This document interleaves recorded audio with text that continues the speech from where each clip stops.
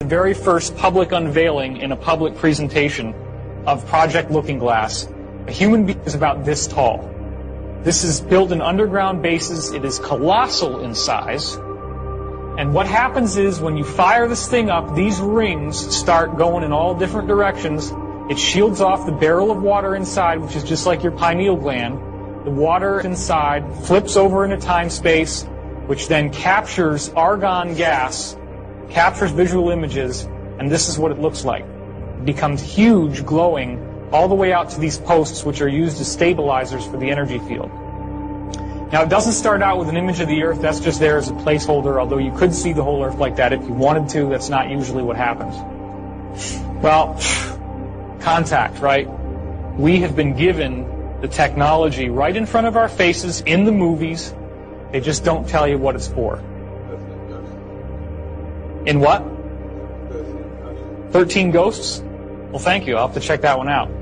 Doesn't sound like a movie I'd want to see, but if it's for that, oh, I can imagine.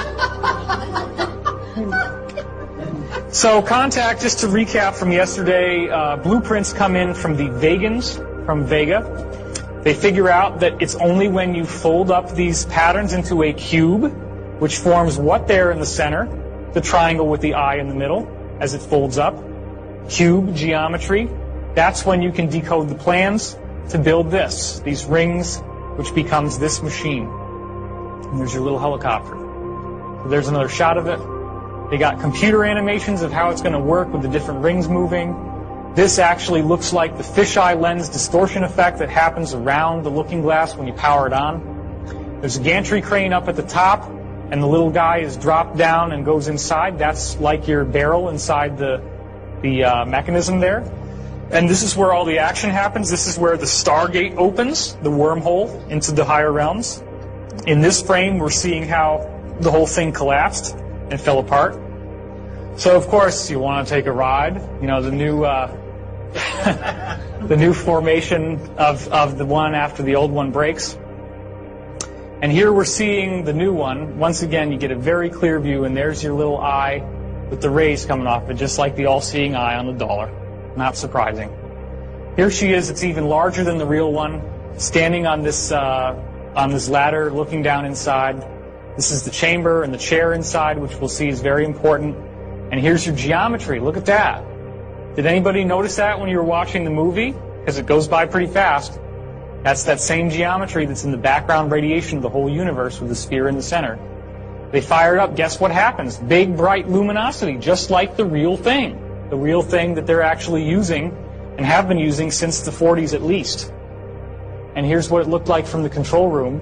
It gets brighter and brighter, and then she starts having the floor disappear. She gets dropped down inside, and then, of course, she goes through this wild wormhole ride, and there's an ascension experience at the end of the dream. The Iraq War had, to a large degree, the mission of capturing a looking glass technology that was dug up in Sumer, which was originally in the possession of Gaddafi in Libya, which is why they attacked Libya. Gaddafi got rid of it and gave it to Saddam Hussein. Saddam Hussein was using this technology, viewing the future. The U.S. government went in after him because they felt that the fate of the world was at stake, because if they did not capture this technology and get it back and deconstruct it, that the Earth would have a pole shift. But when you actually decipher these letters, it means the doctrine of the convergent timeline paradox. Here's the problem.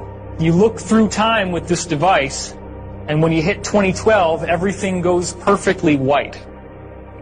As you get closer and closer to 2012, starting in around 1980, a very strange thing has been happening when they use the looking glass. There is an interlacing of images. So right now, imagine that if I had this slide on half the time, and then the other half of the time, there was an image of like a face. And if I interlace them slowly, then maybe every second it goes from here to the face to here to the face. Then as it speeds up, it gets faster and faster to the point that if it were complex images, you couldn't make out one from the other because they're flip-flopping so fast. Okay? That's called interlacing, and the frequency of the interlacing gets higher and higher as you go towards 2012. So anytime that they try to look at or they used to try to look because they're not using them anymore, 2009, 2010, 2011, 2012, bam. It's so interlaced that they have a whole server farm of computers just to deconstruct the two images and be able to see what they're looking at in the future.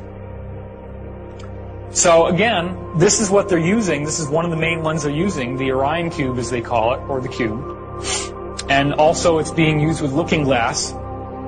But what's going on with 2012? Well, here's another very interesting thing. We have multiple parallel futures that we can choose. And 2012 literally does represent create your own reality time.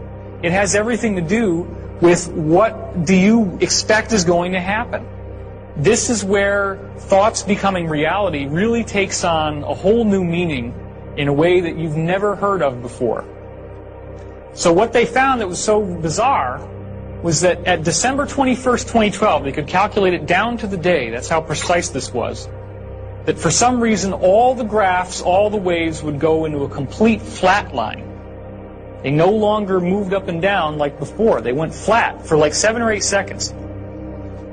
So then they're asking the guys that went through these stargates and were traveling into the future, what happened to you? Every single time that somebody tried to hit 2012, they said the same thing. There was this thing they called the bump.